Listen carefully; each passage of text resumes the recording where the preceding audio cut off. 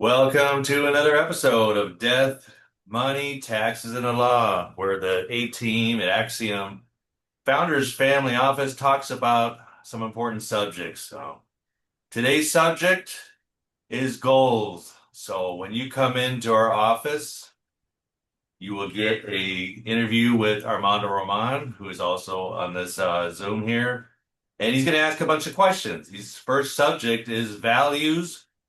But then the second subject is goals. And then what I thought I'd talk about today, Armando, is you can see on my screen here a checklist that we will periodically send out to our clients to find out if their goals have changed. And that is short term, midterm, long term. Armando, let me ask you a question. Why is it important for us to know our clients' goals? Oh, well, life changes, family situations change, job situations change, companies change.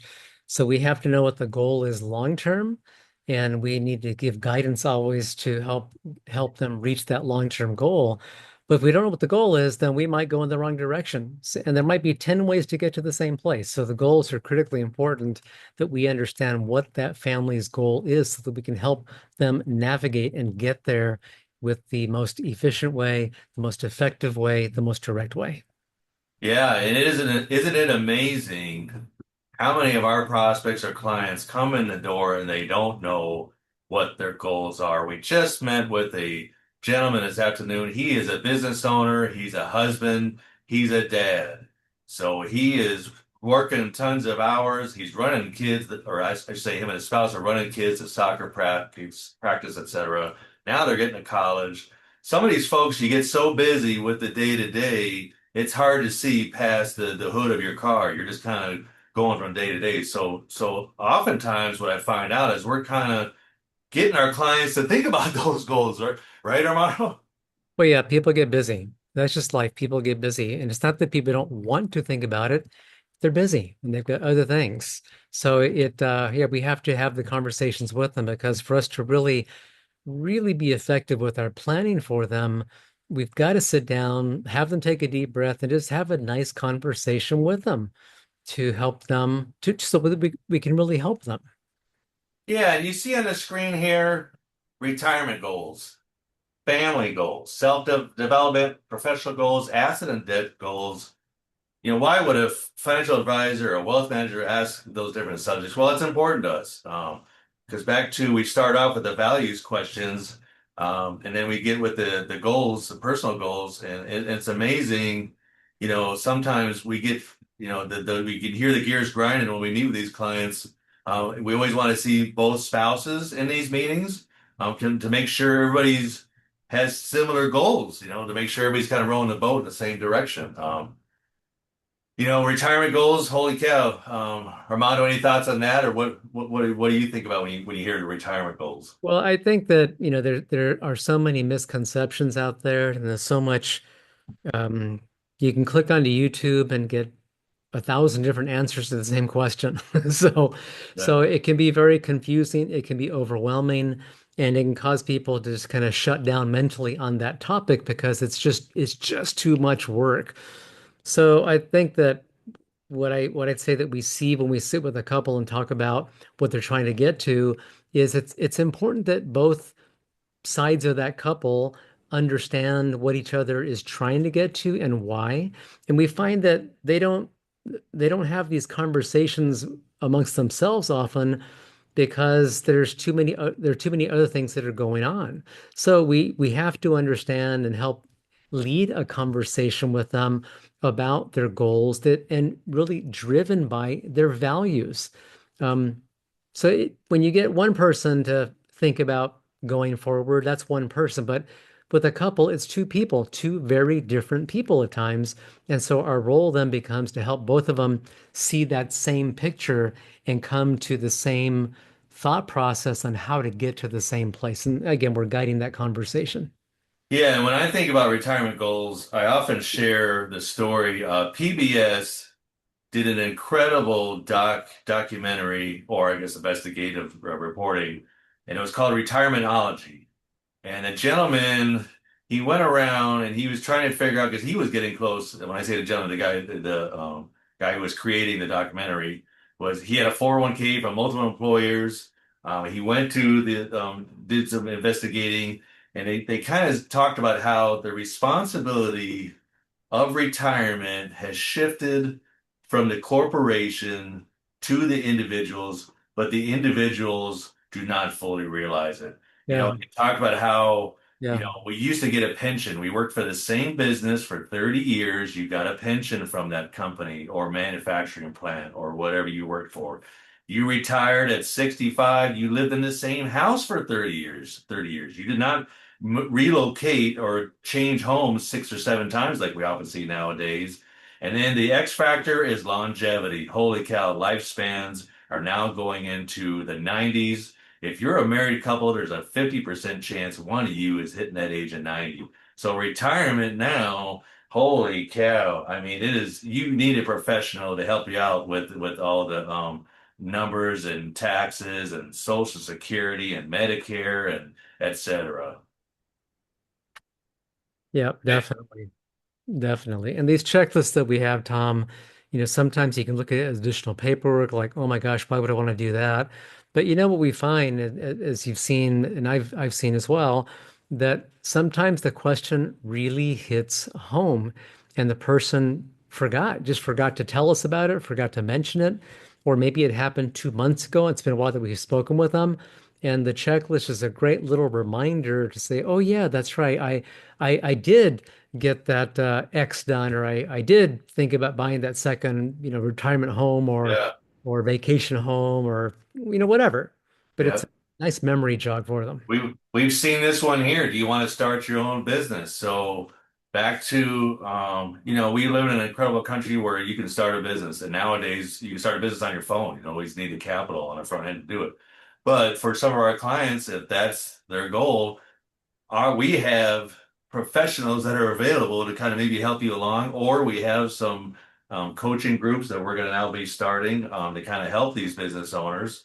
Asset and debt goals. I mean, do you want to reduce the risk of market volatility in your investments? So in our industry, a lot of times you meet with a financial advisor, they pull out some statements. How do they know if the investments are doing well? A lot of times what you hear is they compare it to the S&P 500 index. That's not how our office operates. Our office operates are you achieving your goals? So in other words, are the investments providing you the lifestyle you want? And also, are we planning for the future to provide for that lifestyle 10 years down the road, 15 years down the road, 20 years down the road, maybe 30 years down the road? Yeah, but it's not, I want to say it's not their fault though, Tom, because if you drive home during rush hour, what do you hear on the news? The Dow Jones Industrial Average went up 20 points today. Well, every day, just driving in your car, you're going to hear about that. So by default, you might think that you're supposed to be measuring against that because that's the only measuring stick you hear on the drive to work. Yeah, yeah. This way, you got a couple questions here. I want to touch on these. So, do you want to, refinance or pay off any loans, such as mortgages, student loans? How about credit card interest down here? So, back to a lot of our industry, they get paid on the amount of money that they manage. So, I like to tell folks to be careful sometimes because if the clients want to pay up that mortgage, they got to pull out 500,000 out of that money that the advisor is managing. Sometimes the advisor isn't incentivized to maybe talk about that kind of stuff because it's going to come Right, out of the pay that they're receiving for their firm. right, That's where our firm operates. You know what? The client's goals come first. So if they need to have an emergency fund of 500,000 that we're not getting paid on, and that's what keeps them right, sleeping at night and not staying up, well, then that's what we're going to do at our firm. right, right. And our revenue model is set up that way to support that as well, that we're Right. understanding what the client really needs, what the family's really going through, so we can really help them. Yeah. So here's one. Do you want to increase the rate of return on your investments? I mean, we've had some incredible years where, the stock market at 20%, returns. And some people they get their eyes kind of glazed over. I think that's going to just keep happening. And that's where we have to be realistic and talking to folks saying, hey, there could be a recession around the corner or the real estate market could be, let's kind of err on the side of caution. Um, But sometimes I mean, we've seen out here, holy cow, it just seems like everything's going to keep going up, up, up, up. Well, let's kind of think about that and plan accordingly. Yeah, yeah. The things that do seem to keep going up is inflation. The cost of everything seems to keep creeping up. And I don't know that I've seen it go down at all. It just keeps going up. Yeah. So lifestyle goals, tax planning goals, healthcare goals, estate planning and wealth transfer goals. Anything in there, Armando, that jumps out at you? Tax planning is always important because taxes take the biggest bite out of your income. So we always have to be mindful of taxes that are being paid, taxes that are due. But one thing that we often hear is just kind of a saying is about your health. That if you don't have your health, you don't have anything. And as we help families navigate sometimes some pretty serious health issues, and including death, of course, which is the most serious health issue, then that's when it really hits home that health is absolutely critical to really being able to enjoy life. And I just saw something, I was watching something about longevity just a few nights ago, and the observation in that hour-long video was that maybe our American lifestyle gives us to say age 80 in lifespan, but the last 15 years of that lifespan are not in good health. And Yeah. so the point of that video was to maintain your health and keep a healthy lifestyle as long as possible so that you remain independent and you don't need other people to live. I mean, physically, people having to help you, then you have to be physically active. Whatever it is, be active, run, jump, tennis, whatever, but be physically active because that health helps you keep that independent lifestyle that we all want to have as we get older. So, health, yes, we have to not neglect our health. We got to lean into it and really be aware of it and get that physical activity as much as we can. Yeah, I shared that last night at our men's Bible study. I mean, our industry, the CPA industry, during tax season, working tons of hours. But holy cow, how many soda pops did I hear being opened at 10 o'clock Right, at night? Eating right. pastas, eating unhealthy. Well, as CPA industry, they need to be healthy because their clients need them for another 5 years, 10 years, 20 years. It's not, That's right. they're not helping their clients out any by having a heart attack at the age of 52. I'll touch on this one right here. This is a huge one right here. So, are you planning to sell a business, real estate, or another major asset? So, our clients and most of the folks we work with, they've done an incredible job of accumulating assets. So, real estate, businesses, restaurants, stocks, bonds, you name it. They have an incredible balance sheet, but what they don't always think about is what is the exit plan for that business? What is the exit plan for those investments? Do you still need to be taking on that amount of risk in the stock market, or do we need to shift some of those investments around? And if you're selling a business, real estate or major asset, and then you look at this question up above, do you want to support a charity? Holy cow, Armando, you could touch on that, right?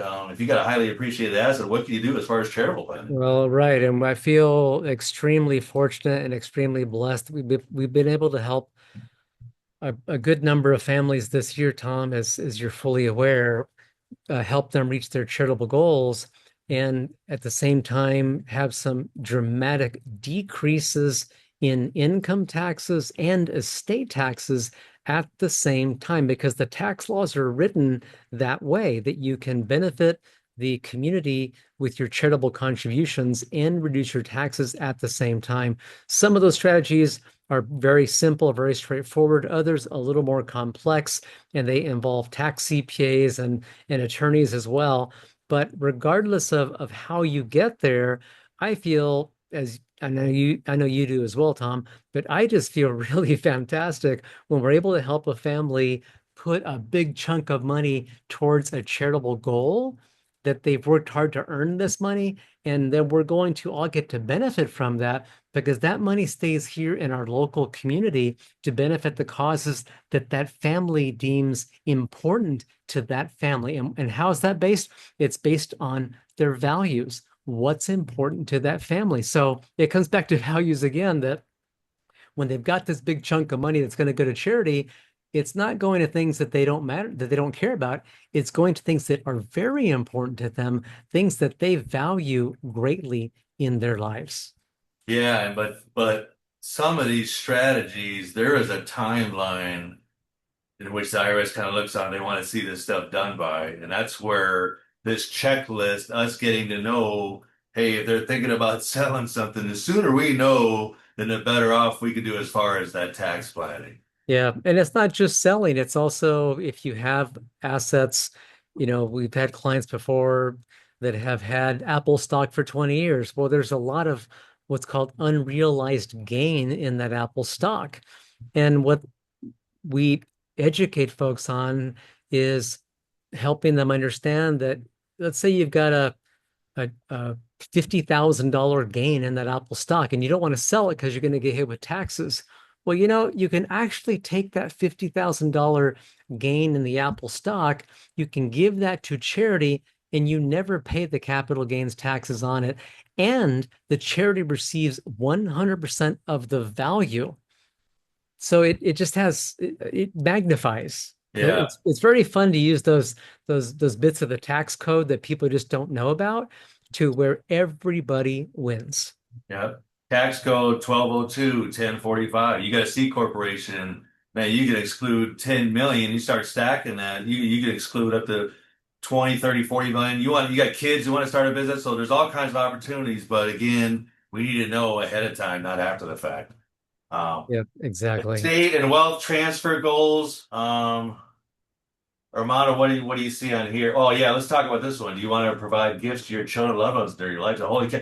Our business owning clients, they're very thankful for what they have able to produce in their businesses. And when they go to exit, they get this huge legacy check or whatever you want to call it. Now they start thinking about, what can we do for the next generation or two? And Right. so the sooner we know that, I mean, that's a huge value we've seen lately in our office where, we don't want to see these parents just handing a check to these maybe adult children, and they don't want to do that either. So it's maybe touch on that, Armando, as far as Yeah, I will. Somebody listening might say, well, if I want to help my kids, I could just write them a check for, say, $100,000. Well, yes, you can do that. You can do that. That's one way to do it. And it's quick, simple, easy to do as long as you have the money to do that with. Yes, that's one way to do it.